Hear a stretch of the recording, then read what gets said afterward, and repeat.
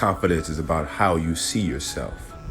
Welcome to the Uniquely Confident Podcast. Positive energy and good vibrations from me to you. It's your boy RJ D, the Imperfect Gentleman. And yes, this is another dope episode of the Uniquely Confident Podcast. I'm super excited, grateful, and all above. Because today I got my homeboy, a mentor, and a big bro to me on the line. My man Eric Harrison is here with us today. He's going to spread some knowledge, guys. So I'm super excited to bring him to the platform. But you guys know around here, we got to handle our business first. And with that being said, we got to talk to the Father and pay our bills. So let's talk to him. Heavenly Father, we thank you for another day. We thank you for life, health, and strength. We thank you for opportunities. We're grateful for just being here present. Right now, Heavenly Father, we look over us as we go across the airways to be an inspiration, a light, and encouragement to someone when they need it most. God, help them build their character and their confidence so they can be the men and the women that you call them to be. And these things we do ask you in the matchless name. Amen. Amen. Yes, indeed. So this beautiful podcast has sponsors, and I'm grateful to the sponsors because they've been around for a little minute. So let's give them the credit they deserve as well. I can't even talk this morning. This podcast sponsors of this beautiful podcast is It's Now or Never Entertainment. So check this out for all your music needs, whether it be hip hop, gospel, R&B, neo soul, you name it. These fabulous producers over at It's Now or Never Productions are a phenomenal group of individuals. If you have a project that you want to push forward from your head to an actual computer, they can make that work. Melodies, you name it. And guess what? They have a very extensive catalog. So if you use the word unique over in their store and the checkout, you get 50% off on any beat in the beat store. That's 50. Check them out. Very good deal. Shop smart, shop black, shop It's Now or Never ENT. Let them know that we sent you from the Uniquely Confident Podcast. Now that that's done, Eric, what up, man? What up, brother? How you doing, man? Good to see you. Man, it's always a pleasure, King. It's always a pleasure. I'm so glad to have you on the platform today, man. I was super excited when I checked the calendar. I was like, yes.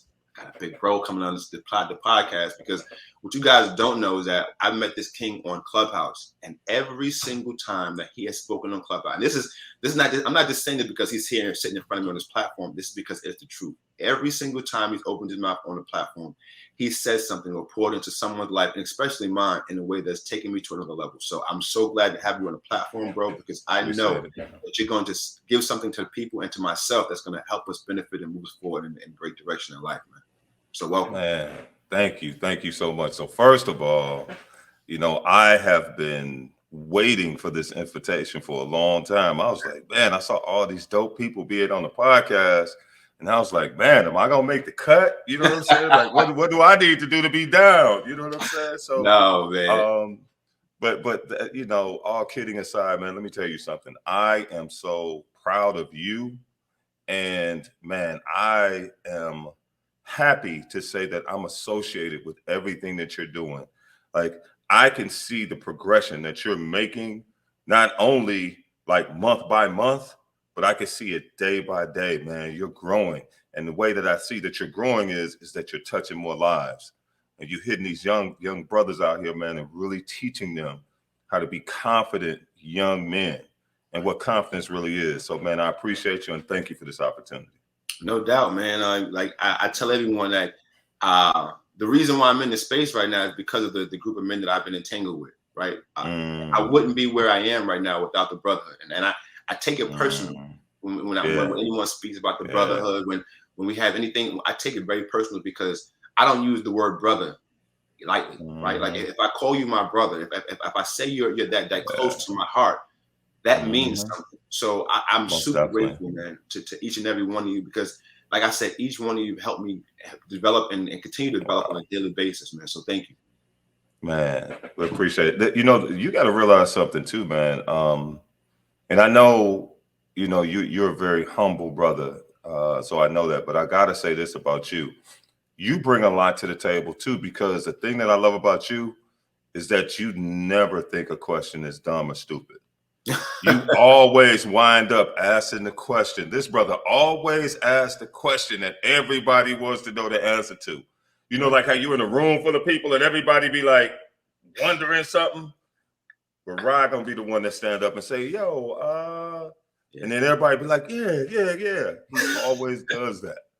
That's a gift, bro. You always do that. You know what I'm talking about too. You Yeah, always no. ask that question. You know. You know what it is? My mother. I credit my mother for that because like she's always told me the only question that's stupid is the one that's not asked. You know what I'm saying? Like that's the only stupid question. So like me personally, I'm genuinely want to know. You know what I mean? Like I just genuinely want to know. Dude. And see, this is the thing about it. Like when you talk about confidence, right? And I love the name of your podcast, man. Like Uniquely Confident. Like it takes a certain level of confidence to put yourself out there. See, the reason why people don't ask the question, man, is because they don't want to risk embarrassment. Right. That's the main reason why. Because in their mind, for some reason, they think that everybody else know what's going on because ain't nobody saying nothing and everybody nodding their head. Right. So then if everybody else is nodding their head, I'm going to look like an idiot if I open my mouth and say this. But in order for you to be able to ask those questions the way you do and be the person that you are, man, you got to be confident in yourself. Yeah. Self-esteem got to be high so that I don't care what these people think because I need this information because I'm trying to grow. I'm trying to do something. So that shows that you have a high level of confidence too. I appreciate that because that I credit to the work, bro. Like, and when I say the work, I mean like a part of the process that I put all the men that I coach through, bro, is that it's called the butt naked phase, right? In the beginning of the process, you got to go to the mirror and you got to look at yourself. And I mean butt naked, no socks, no drawers. Like you got to go to that mirror and look at yourself for not what you think you are, right? For not what you thought you were, right? But you got to look at yourself for what you are right now in this present moment. And I do that. I do that weekly, bro. Like at least once a week after I got the shower, I just stare at myself. This is who you are. This is what you are. Accept yourself. And once I accept me, bro, like, I love it. Once I'm okay with the entire being of who I am, everyone else's approval is extra. Like you know what I'm saying? Like I can do whatever I want with that. That's extra money. If I want to play with it, I play with it. If I throw it away, I throw it away. But I know for a core fact that I'm okay with who I am, right? And that's all that matters, man. And this is what this podcast is all about. And let me tell you something. You exude a confidence, bro, that stops a room. Like one thing I've learned about even in communication is listening to you speak is that you have a certain pace that only comes with confidence. Because I know for myself personally, I'm naturally sped up, but I've learned I'm naturally sped up because of my nerves and my anxiety. Yeah. So the more I've learned to calm myself down, I've seen my pace differential, and I've listened to you. And I'm saying to myself, this king has a pace about him that I desire. Like when you speak and you have when you come into an atmosphere. Like, let me tell you guys something. This is the first time me and this king has ever been face to face digitally, and I've only heard it on Clubhouse.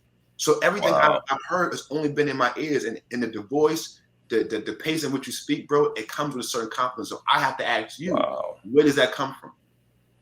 I'm gonna tell you where it comes from. It comes from, you said something earlier about the work. And it's not so much the work of practicing how to speak or going over things over and over again in my head, which I do. I do prepare often. But the thing about it is that I've learned how to take those uncomfortable moments that I've had in my life. And I feel that instead of allowing them to just lay on me or just affect me in a negative way, I've learned how to transform that pain into a purpose and a message. And the way that I do that is I break that stuff down and I think about how I would want somebody to say it to me. Okay, just very simple. Right. Sometimes I get nervous too. Like, let me let you in on a secret.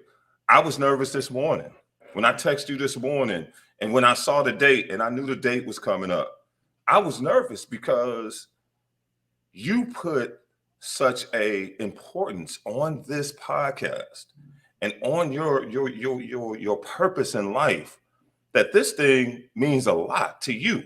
Yes, sir. So if it means a lot to you, it means a lot to me. So I was nervous. I was like, man, let me make sure I got the right colors on. I got to make sure everything is tight. Like, man, you know, people all over the world gonna see this. And Rod is on it. So I had an opportunity to get nervous, Right. to get scared, to, oh my God, I gotta say everything. But then, man, when I really began to think about my purpose and why I'm doing what I'm doing, why I'm on this platform, then I began to calm down. And then I began to remember how I need to communicate my message. Mm. Sometimes we have to remind ourselves of those things, and we could get caught up in the moment. You know what's up? The moment, because moments come all the time. Right. Moments are always coming. But sometimes you got to look at the thing that's overarching over the moments, which is your purpose. And when you look at that purpose, man, then you know how to communicate, you know how to present yourself, and you're confident because you're focused on one thing. If you always going in the moments, bruh, you gonna speed up. Right. You gonna get caught up. You hoop, you play ball. Facts. Listen. The press, right? When someone applies the press, what are they trying to do? Speed They're you trying up. to speed you up. Turn you over. They try to turn you over. And what they do is they create moments of pressure, Right. constant moments of pressure to make you speed up and forget what? Your purpose, your game plan, what the coach told you need to do to win. And you know, life is the same way. Our business is the same way. What we're doing is the same. So that's why I had the cadence that I have. Yo, bro, and like everybody who knows me knows I love sports and basketball when it comes down to the analogies. Like, Yeah. bro, like I used to get really sped up. Like, and I was a guard. So think about that. If I'm the guard running the ball up, and I'm So they was at your head. They was at your head. every team knew it, right? Especially my first year. Like, Yeah. let me tell you, that 1 year, like it took me to learn that, right? It took me to learn that part of the game and just how to not even control the game, but control my own heart pace, right? My own heartbeat. Because what was happening was they was coming so fast at me, like you said, in these moments, and having frantic because I was on the inside, I wasn't together. Exactly. So once I realized it was eternal, and this is life completely and unfolding as it told me. Most definitely. As soon as I realized it was internal, and I began to slow my pace down and my heart rate, it seemed like the guys in front of me slowed down. You know what I'm saying? Like the frantic pace that they was doing, and all the hand movements began to slow down. And I said, "Oh, I can see that I can operate through this. I know I can operate through this because now I'm going back to, like you said, what I know I've done already. I've done this 100 times. I worked these cones. I've done my figure eights. I've done these hand drills and the weight drills. I've done all these things, so now I can rely on these things. And once I go back to the memory bank, but in those hectic moments, is if you're not okay, if you're not solid, right, and you don't have that understanding to go back to the memory bank, you'll find yourself turning the ball over in life." Bruh, all day, every day. Bruh, when I really think about it, man, and I think about my life, and I appreciate all the great things that you've said, and I appreciate all the things that people say who see me on social media. But you got to realize that, man, social media ain't life, and social media really ain't my life. I'm the first to say that. I don't. It's not like I'm trying to be an influencer and trying to make you think that everything you see on my social media page is like all my life. Right. There are so many things, man, that people don't see. Absolutely. That could attack my confidence and attack everything about me, from health problems to everything else. Because I don't know if you realize, and I don't know if you want to get into this right now, but I mean, dude, like 8 years ago, I mean, I was almost out of here. I mean, I had a heart attack. It was almost gone. Wow. And it was crazy, man. And I was probably at the lowest point in my life. Let's talk about 80 pounds heavier. Yeah, look, man. So this is what happened. And this is the string of things that happened in my life. So it started with my marriage relationship was rough, man. It was very rough. And it was not just her fault, and it was not just my fault, but it was a combination of the both of us, man. And we were living separate lives. So our relationship wasn't tight. And if you're in any type of relationship, especially a marriage relationship, and it's not fulfilling its purpose, which is to build a covenant relationship that helps to build one thing that has a purpose, then man, that thing is really gonna hurt you. It's really gonna have adverse effects on you. So I was going through that type of thing in my relationship at that time. Then my mother got sick. I found out she had pancreatic cancer, right?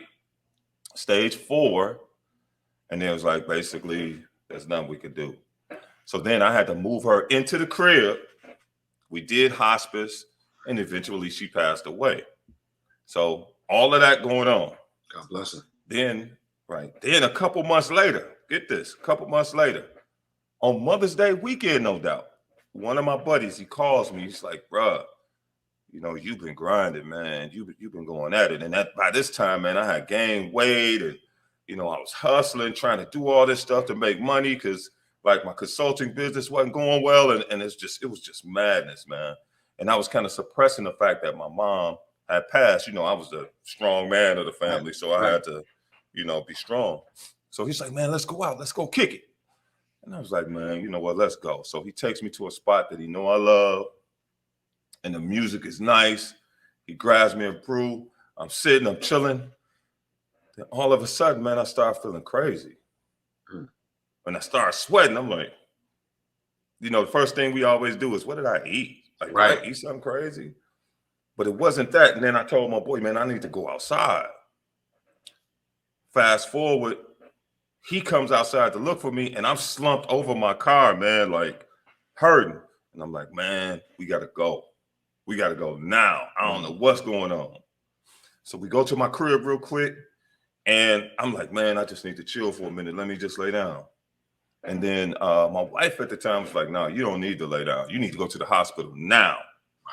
Man, when I got to the hospital, man, they rushed me to the operating table. They was like, man, I think you're having a heart attack. I think you're in cardiac arrest. Bro, they rushed me to the operating table. They do that procedure.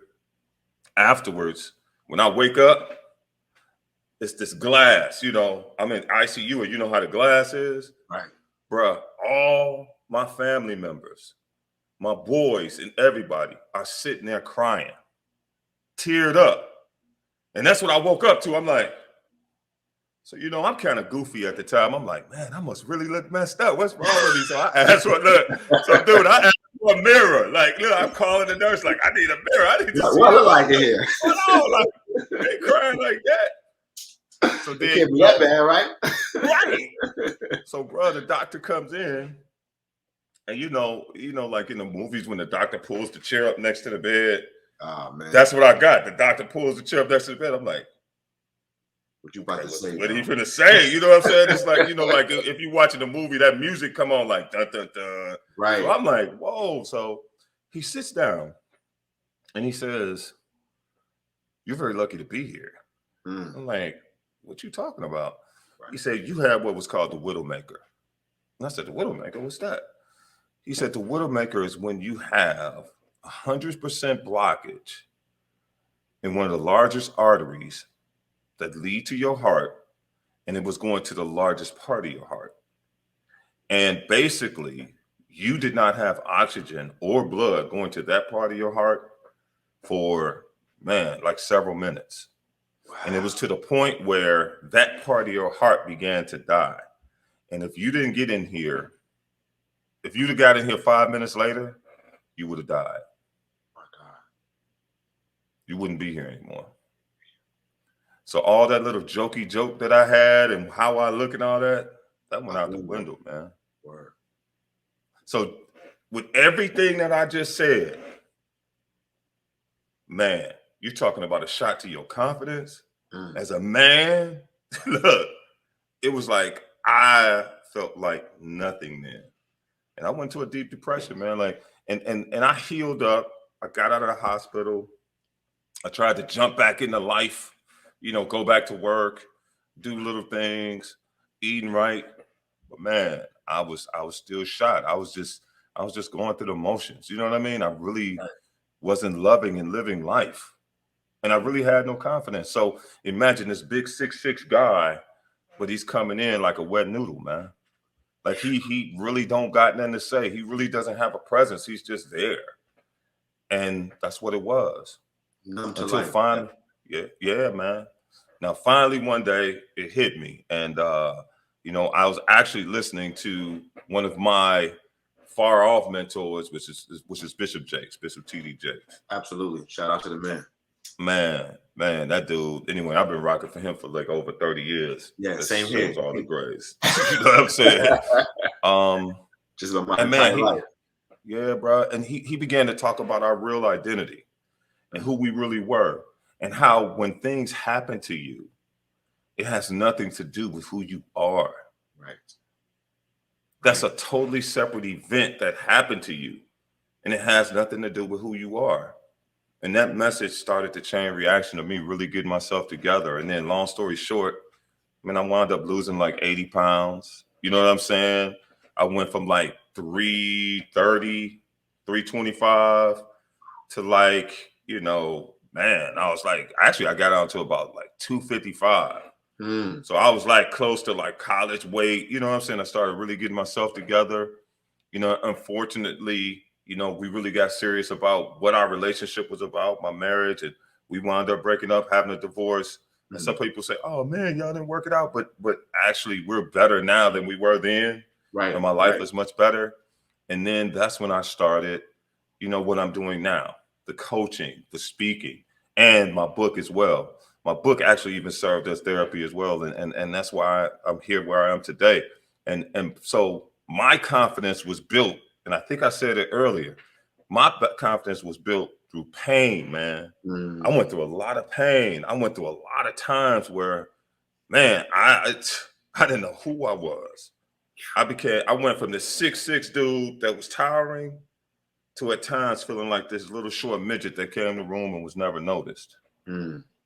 And then that's where I had to learn where to build my confidence from and where to grow and be the man that I needed to be. So hopefully, man, I wasn't too long-winded, man, but I needed to tell you that story because it gives you a basis of who I really am. And I think you understand a little bit more about me and all the things that I posted and how I, you know, come to people. Yo, bro, like for me, like I said, this is why I love this podcast, because my mentor David Shan said, like, you got to be genuinely interested. Like, I'm super interested in the lives of my brothers and the kings that are doing things in life, because once you know someone's story, you can understand. And I'm all about wanting to understand someone. I'm all about wanting to learn and figure out why, because I understand we all show up how we are for a reason. Like we don't just come up into atmosphere just being who we are naturally. There's things that created who we are in circumstances. This is a part of your life, bro. That section of your life where you just went through, that was a major part of your life that actually built to your character right now. Man, and I'm grateful to God, man. Yeah, and you know what's wild? And I'm about to say something that's probably very controversial, but you know, I'm kind of known to do that sometimes. I don't think I would have had it. I don't think I would have had it any other way.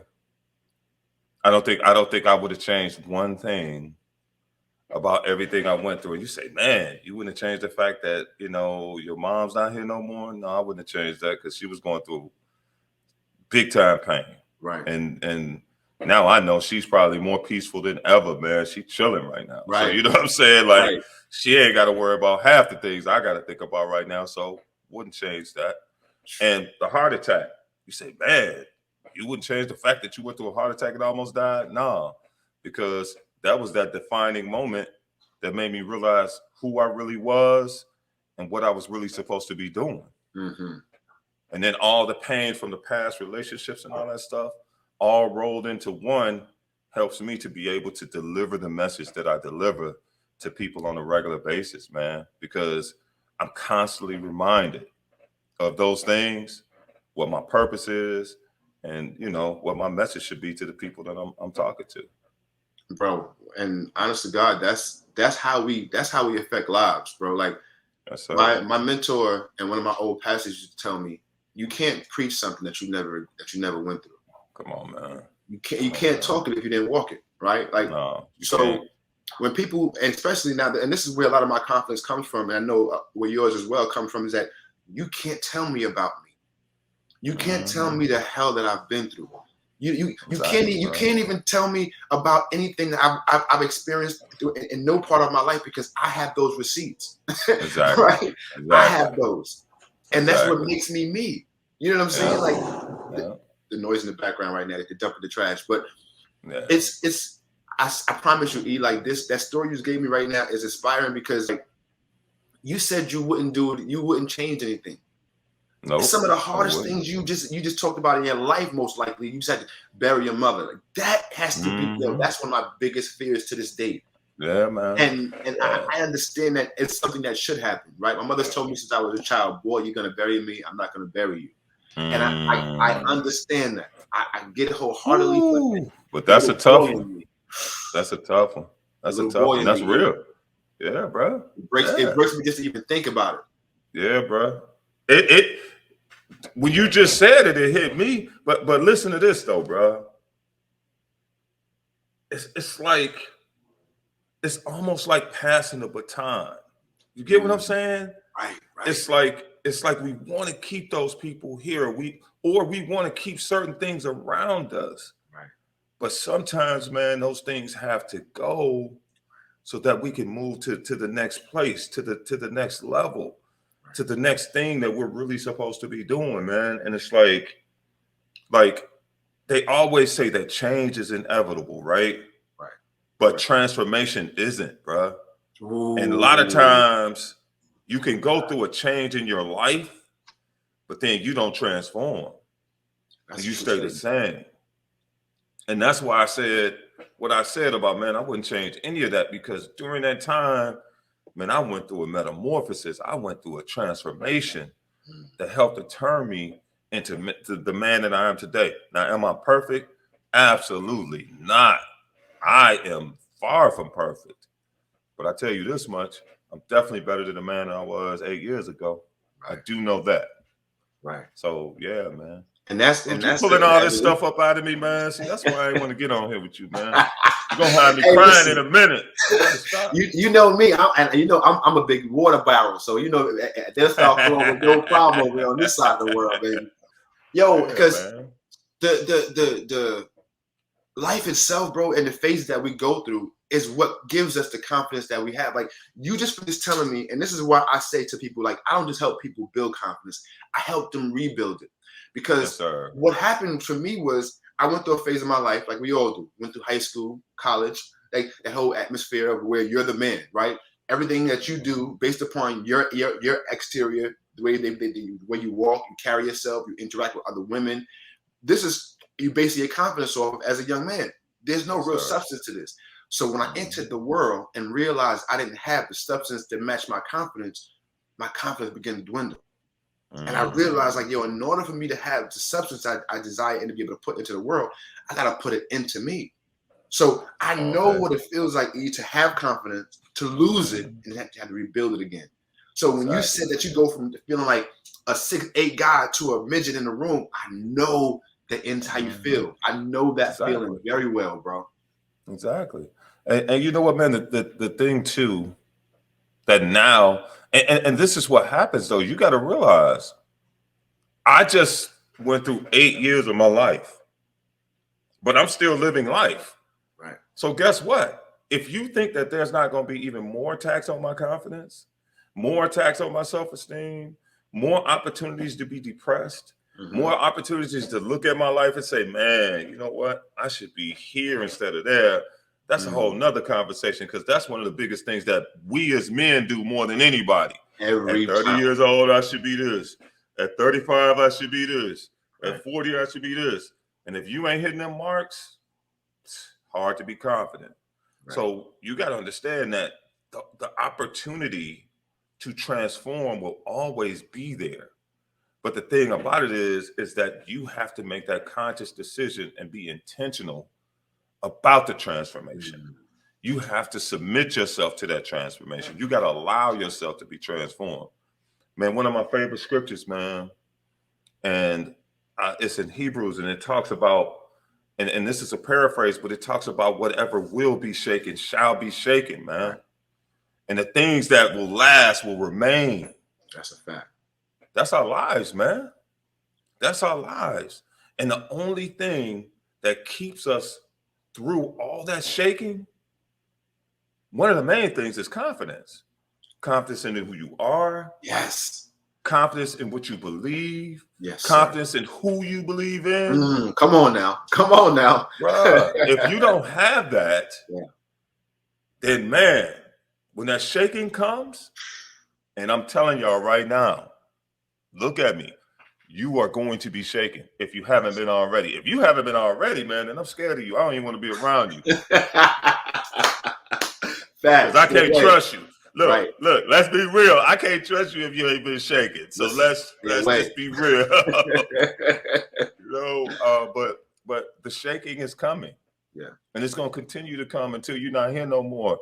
So man, you gotta realize, man, you have to have, like I said, you gotta have confidence in who you are, right, or your identity, right? First and foremost. And you gotta have confidence in what you believe in. And last, and definitely not least, and probably the most important thing is you have to have confidence in who you believe in. Yes, sir. Yes, sir. Bruh, if you got that, you good. Yo, and that's just the magic formula. Like, it's about knowing who you are, right? But more, like you said, more importantly, whose you are. Like, yeah, bro. And this is what I've learned more so in the last 6 months of my life, is that my life now belongs to me, right? And now it belongs to me because I've questioned the quote unquote unquestionable. Because my entire life, I was given my name, I was given my social security number, I was given my religion, I was given everything about me. So technically, those things don't belong to me until I question them, until I see does these really suit me. That's good, bro. Going to be the man that I want to be. Yeah. And the crazy part is, even getting deep as the religion, bro, I had to really go to my mother and ask her. I say, yo, Mom, why'd you give me this Christianity? Why was Christianity embedded into us? Because I have now been exposed to the Muslim religion, and I listen to some of the doctrine and the teaching, speaking to black men. I should have heard this growing up. So why wasn't I allowed to hear this? And the only answer she gave to me was, well, it was what I was taught. So she never questioned it. She never challenged it. So she never took ownership of her life. I didn't want to live that same life. So I need to know why I worship the God that I worship. Why am I the way that I am? And now I can truly say, yeah, this is my life. Because it wasn't just given powerful, to me. Bro. My name, I know what my name is now, bro. Do you know my name means a Greek leader? Roderick means a Greek leader. I had no clue. I'm a ruler. Wow. Now that I know these things, I can walk in more confidence now. You see what I'm saying, E? And it only came because I questioned what I've been through. I questioned my existence. And the fact that these last 8 years of your life put you in a space where you had to ask yourself some questions, didn't it? Man, dude. It put you in a real space where you had to ask yourself and answer some real questions. Yeah. So it's amazing that you say that, and that's where and I pick up my story to this now. You know, we always talk about therapy, right? And going to therapy and dealing with those traumas. Well, I tried that and I went to people, but man, it just, certain things wasn't resonating. And what was so wild is, man, I would go into some therapy sessions and I would wind up counseling the therapist. And I'm like, yo, you should be giving me a refund. Like, how about you? Like, really? Seriously. So, man, I had to really get to myself, man, and really begin to dig deep into some of the same things that you just talked about. The religious beliefs that I had, the personal beliefs, the things that I thought about my culture, everything. Right. I had to strip it down. And the best way that I could do that was writing.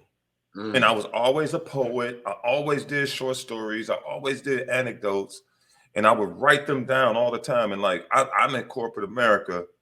So I would like have my books like this. And bro, I'd be like in a meeting, taking my notes, and then all of a sudden something hit me. And then I ain't even paying attention to the meeting no more. I'm like writing, I'm like creating a poem or writing something. And it got to the point, man, where I had a book or I had notebooks like this, like a whole lot of them, full of stuff. And then finally, man, the epiphany came and it was like, man, that's a book. That's a book. And you need to put all this stuff together. And I started reading all of it and putting it together. And man, now the book came about. And it blossomed out of that. And it asked all the questions that I had in my life. Those questions that I had 8 years prior. It started answering all those questions, man. And it talked about self. It talked about relationships. It talked about love. I even went into career, everything. And it was just like little poems, little stories. I even put the story about how my mom and dad fell in love in there. All kinds of stuff, because I wanted to understand it. And man, that book was my therapy. It opened me up. It helped me to understand more about myself. It helped me to understand more about other people too, bruh. Like, cause after all that happened, I was so lost, man. I didn't really even care about other people that much. Right. But then when I started really opening up myself, I had compassion for others. And that's where my book, Life's Twist, came from, man. So it really wasn't like, I'm going to sit down and write a book. No, it wasn't that. It was like, this thing is a major step in me living, continuing to live, and being able to do what I really wanted to do. And then that's when it opened up the legacy piece. And, you know, I know we're going to talk about that a little bit later because, you know, I'm huge on legacy. So. Oh, yeah, absolutely. And I want to just dive into the book a little bit, because when you say you try the therapy thing, and this is a very, very powerful point. So anyone listening, I want you to pay attention, close attention to this, because this is so powerful. When you say you tried the therapy thing and it didn't work for you, that's okay, y'all.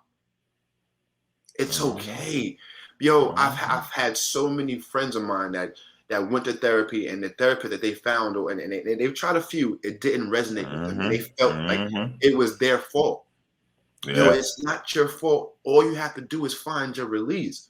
Like, yo, he found it inside of him writing. Me, I found it inside fathering. I found it inside back playing my music.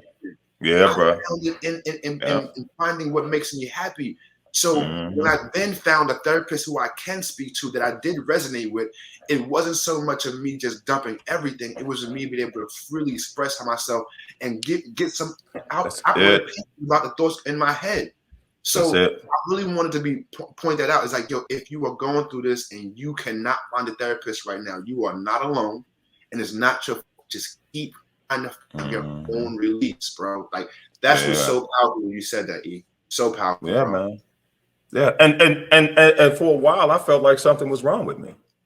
See, like, why is everybody else getting like this like miracle, like epiphany, you know, like revelation about their life, and I'm still sitting here like, huh? I don't get it. Right. Like I was like, I don't. Right. Help me. Like, you know, help me understand what you. Like, I didn't get it, man. Right, I was like, right. But when I went back, man, and I started reading over the things that you know, that I had written, and really understanding, man, it took me. The book really walked me through my life, and like, this is what's so wild about it. Even though the book is on sale and people are buying it, what it's become, man, is my manual for my life. So sometimes when I slip or get in my moods, or like I said, or I get that shaking that we talked about earlier, then my book is something that I could go to as my manual. And then, you know, my beliefs, you know, I'm a Christian, so that book, along with the Bible, which is another book, right? Those two books become my bookends, right? And then my life is in between both of those books, and man, it just helps to keep everything in line and in structure, and help me to understand things in a way that I could keep moving forward, man. So, and that's powerful. That's my dichotomy. You know what I'm saying? That's I'm my formula. I'm glad you put that out there, bro, and I'm glad you exposed that to the world, because, like I always say, our testimony is someone else's therapy. Right, because when we tell somebody, "Oh, go find a therapist," like, we say like it's the most easiest thing in the world to do. Bro, that's bro. First of all, we men, right? We men. So for us to even open up, bro, that's hard. Even in and of itself. Right. So now you're talking about going into a room with someone who's a stranger. Now, come on, man, you from the streets.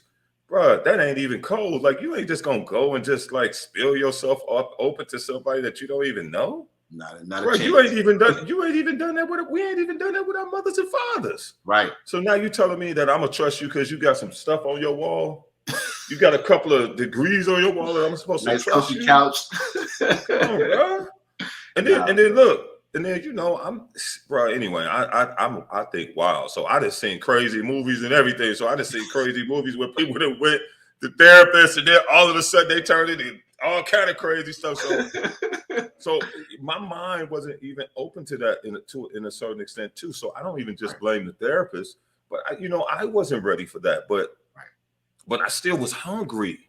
Yes, I still wanted to get out of it, right. and so now when I go into the legacy piece, man, one of the other things that I began to realize is that I needed to ask questions about really who I was. And I felt that the only way that I could really know who I was to go back and understand, like, my pops, my mom, my uncles, even the environment that I grew up in, the neighborhood, the neighborhood people, all that stuff. I started going back and understanding that. And then, I got the thought process of, man, everybody has been talking about legacy, passing it forward, but you got to realize that something needed to be passed forward to you too. Right. It ain't always, it starts with me and I go forward. Like we talk about the whole financial literacy piece. Well, I'm going to get myself together and I'm going to pass it down to my family. It's like, that's great. And there's a place for that. But you know what, man? Everything in your past wasn't bad. Right. Everything wasn't bad, man. And you begin to understand why you are who you are. Mm-hmm. Facts. And it gives you, and legacy, listen to this, man. Legacy equals identity, man.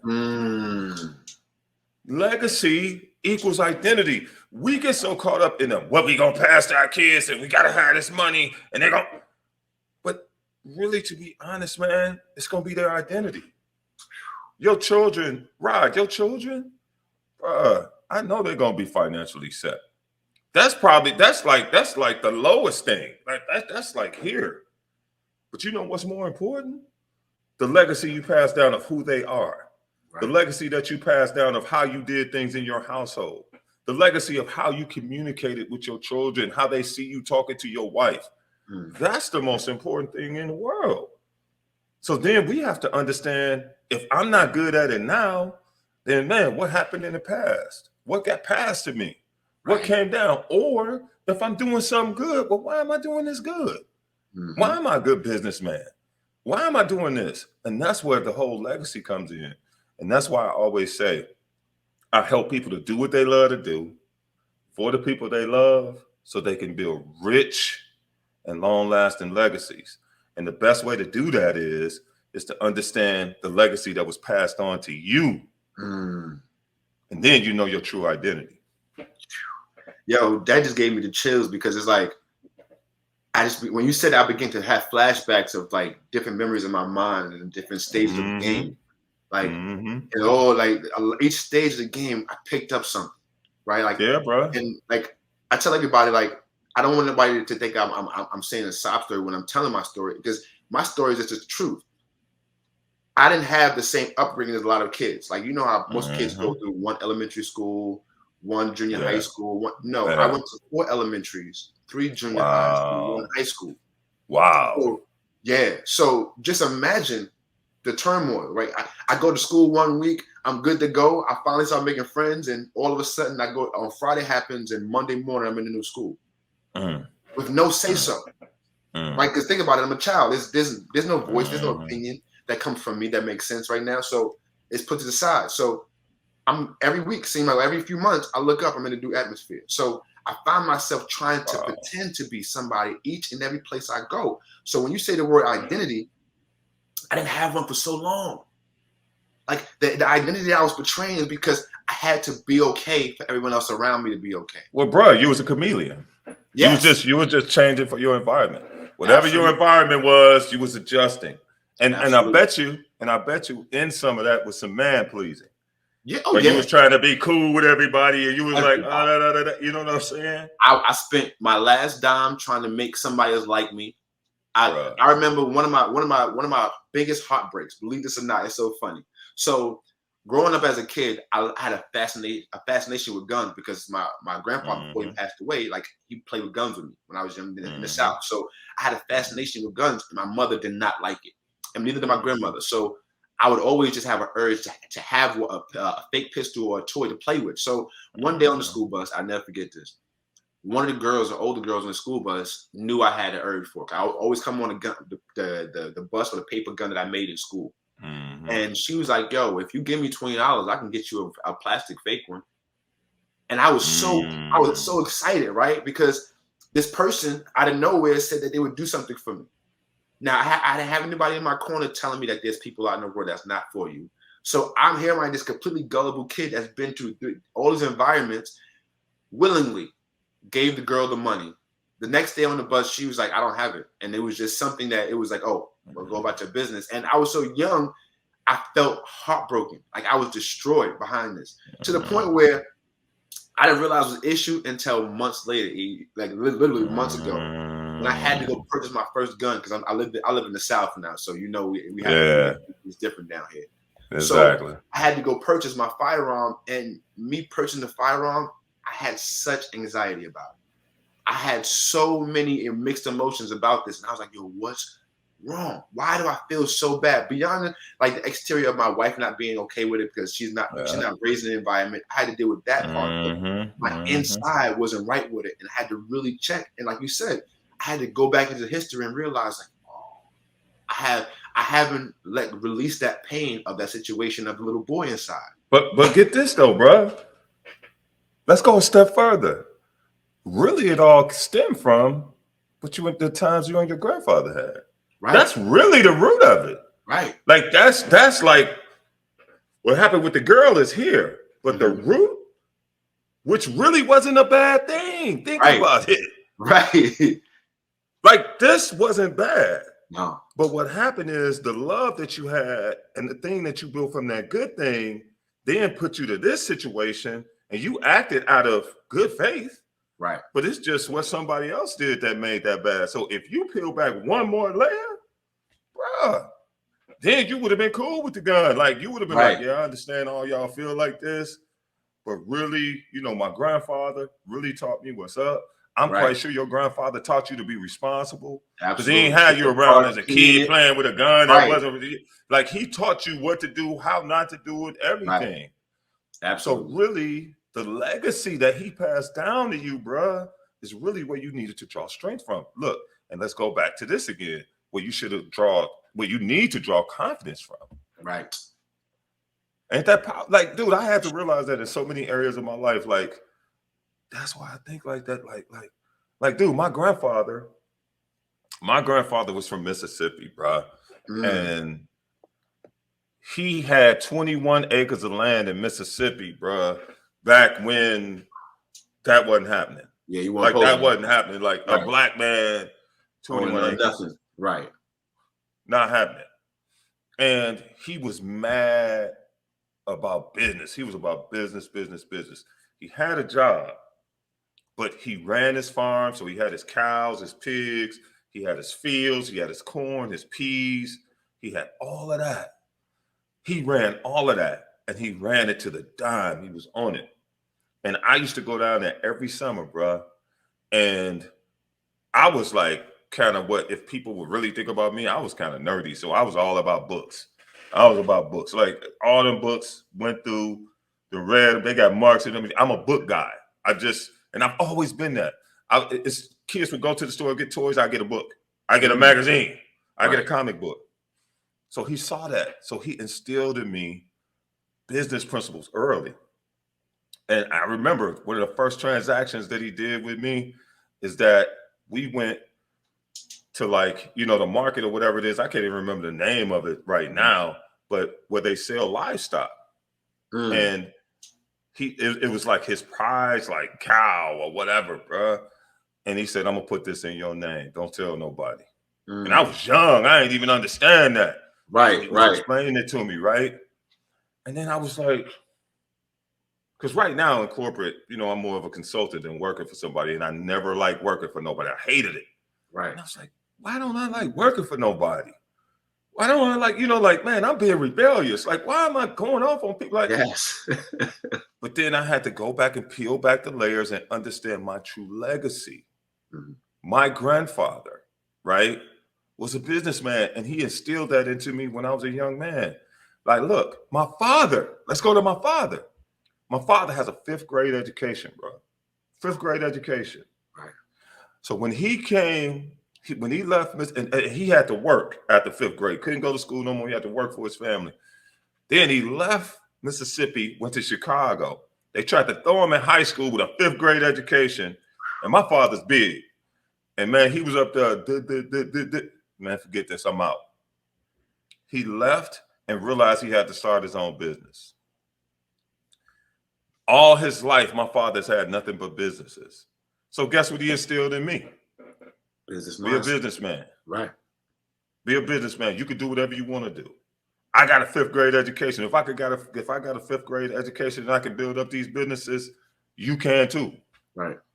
So then that's when I started realizing, okay, I went to school, I got a corporate gig, but this ain't jiving. That's oil and water, because my legacy, Right.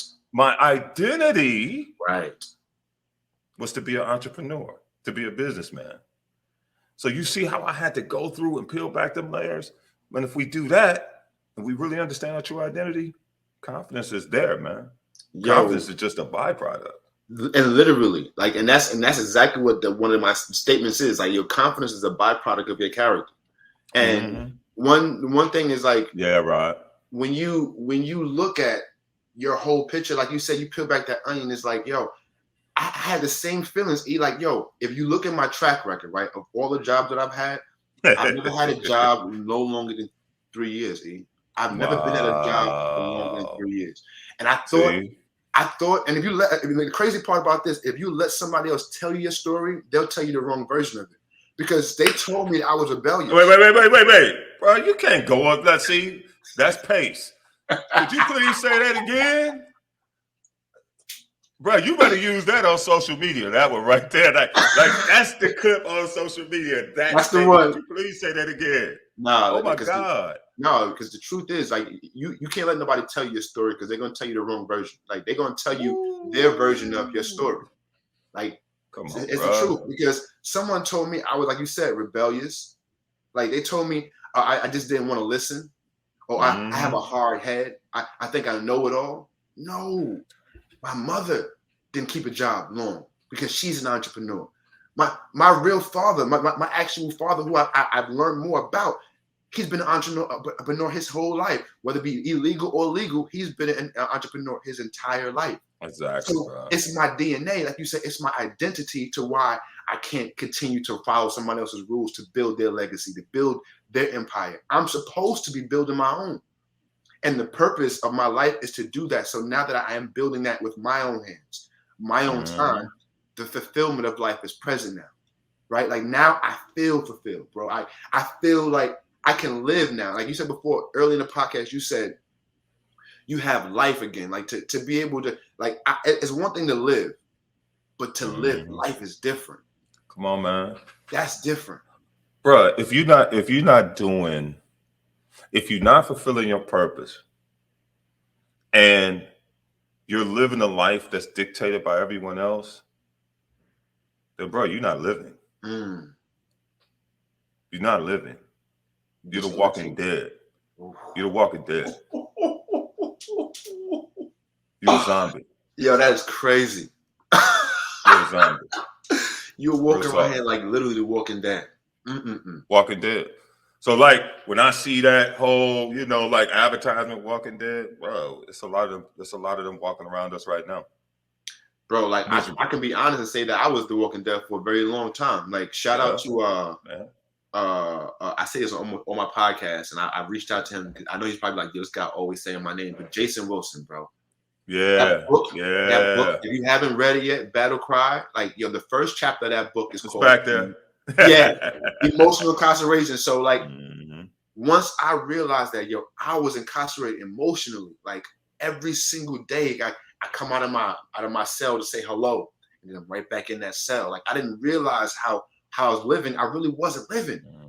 So now that I freed myself from that emotional cell and I'm consistently trying to stay out of it, it's like, oh, these are the feelings that I was longing for. Like, all the love and all the compassion that I was desiring all this time has been here. I just was sitting inside of an enclosed room that I couldn't come out to. So Exactly. I'm living. I can feel these feelings, and that's where the true joy comes from, bro. Like this is why I'm so excited about life now. For real, man. Exactly, man. That's and you know what, man? We were meant to live that way. Right. That's the other thing that we have to really realize is that we were not meant to live. So we sometimes we jump to the things, right? We Right. jump to the stuff, the cars. I want the house, even the money for your family, and I want to make sure my kids got education, all that. That's fine, but bro, it all stems from the who you are, Right. like your identity. It stems from that first, and you really understanding your true identity. Because if you understand your true identity, man, and you really live in that, you breathe in that, and you walk in that confidently, and bro, all that other stuff gonna come. It's naturally going to come because you're going to be great at being what? You. Right. No one else can be you. No one Who else could be Rod? Nobody. Anywhere in this world, anywhere. Who else could be you? Only second So best. you're gonna be great at being you. Right. And dude, when you're great at something and you're the best at being something, then dude, prosperity follows that.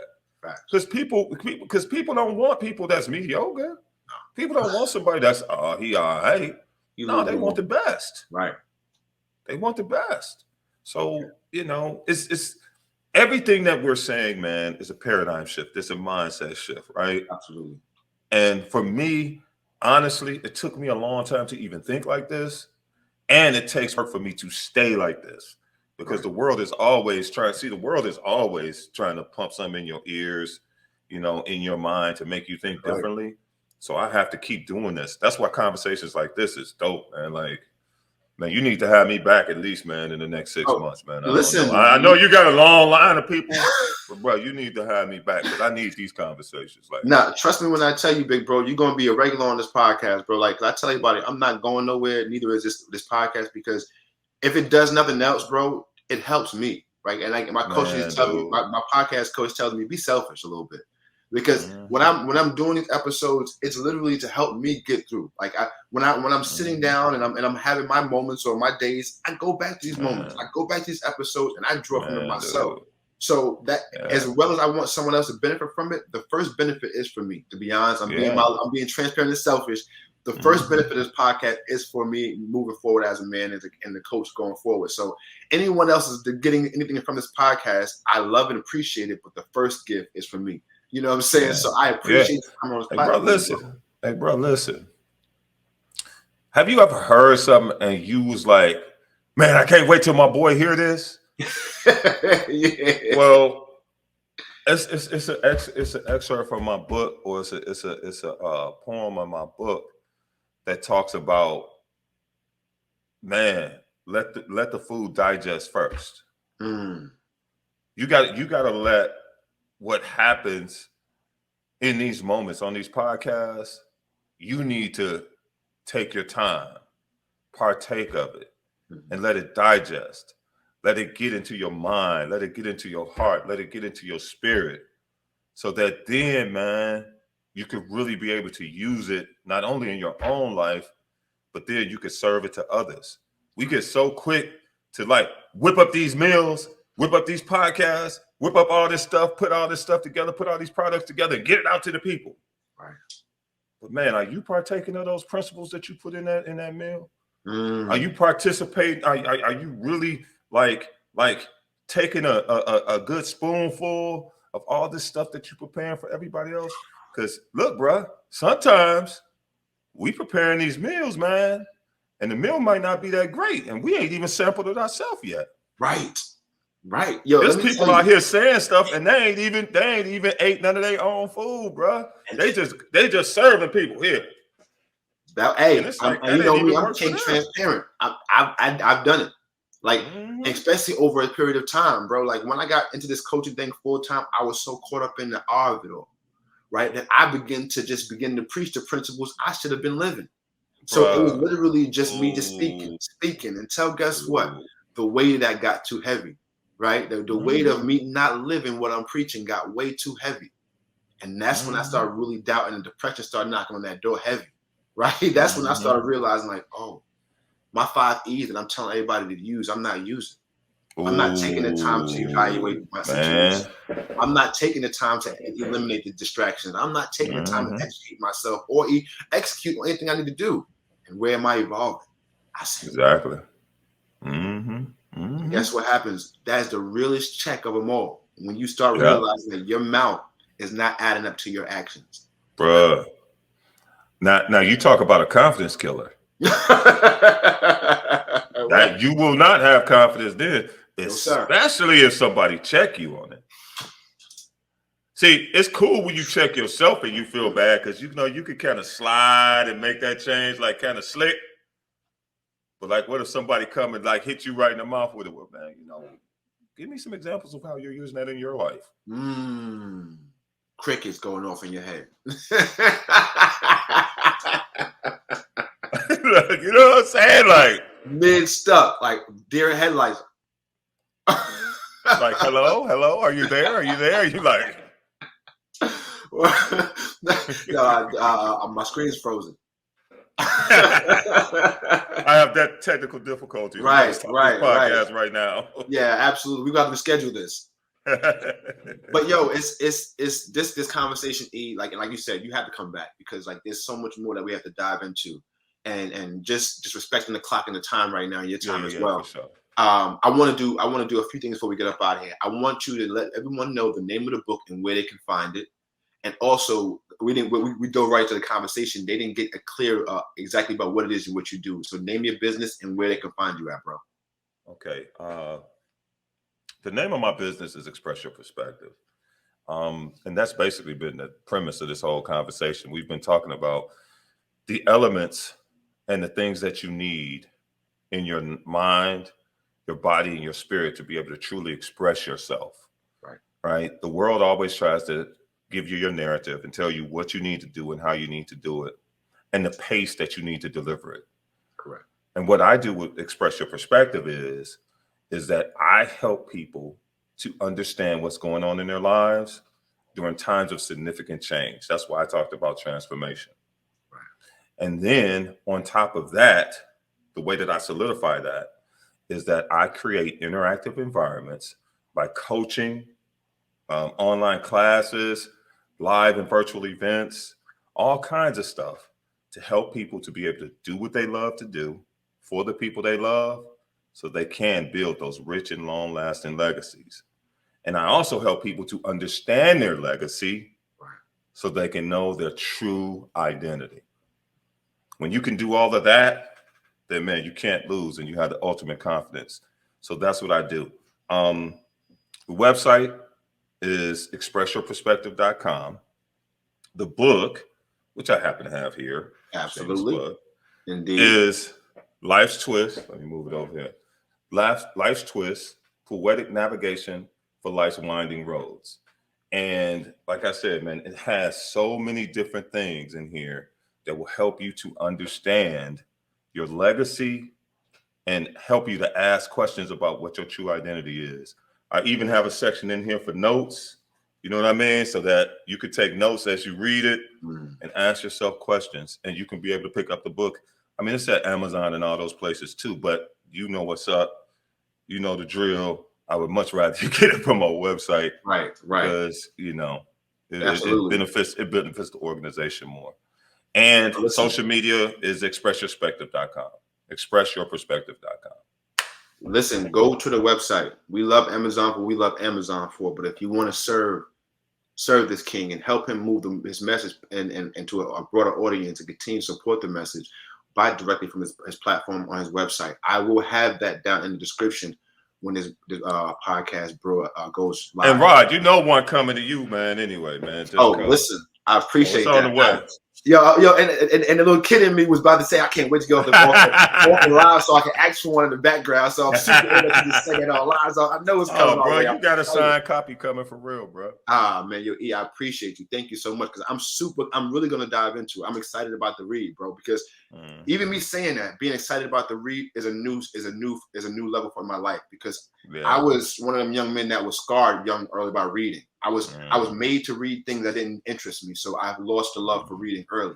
So now that in this stage of my life, I've learned where all the knowledge is truly at, and I need to know is inside of a book. I have a hunger now to read more. Yeah.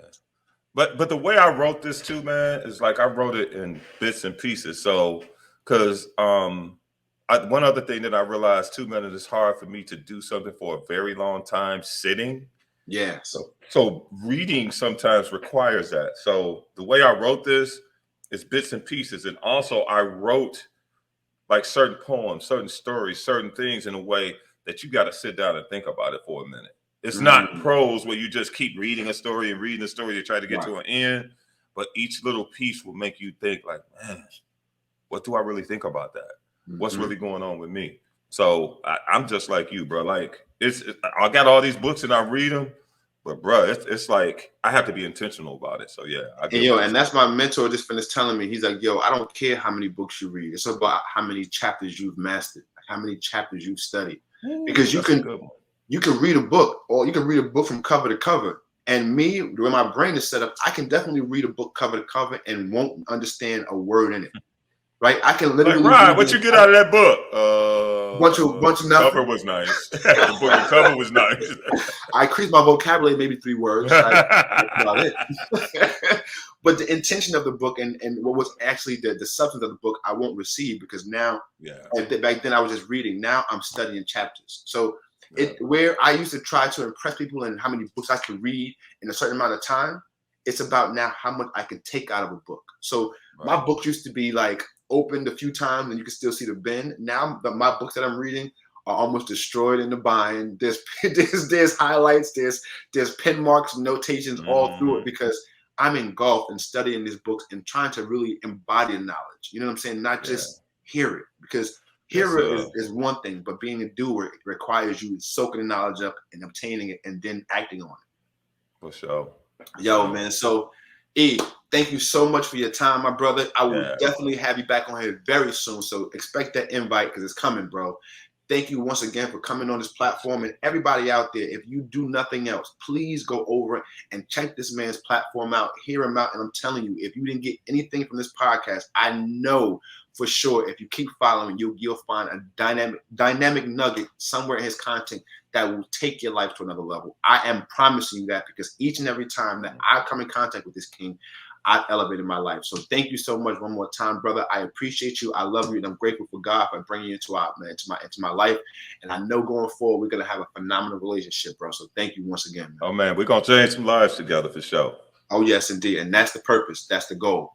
So everyone out there in good podcast world and YouTube world, do me a good favor: like, comment, and share this podcast with anyone you know, someone you love, someone you like, hell, someone you hate. Because at the end of the day, if you give them the podcast, it might change something about them to make you love them. That's what it's all about. Loving each and every one of this person in human life, because we all have each other out here. That's all we have. So with that being said, good people, you know what I say. Confidence is all about what? How you see yourself. But until the next time that I see you, be good to yourself and the ones around you. And if you can't be good to the ones around you, that's okay. Just get those folk around you. Yo, this is RJD, the Imperfect Gentleman, and this has been another dope episode of Uniquely Confident Podcast. Y'all be blessed, because we will. Peace out.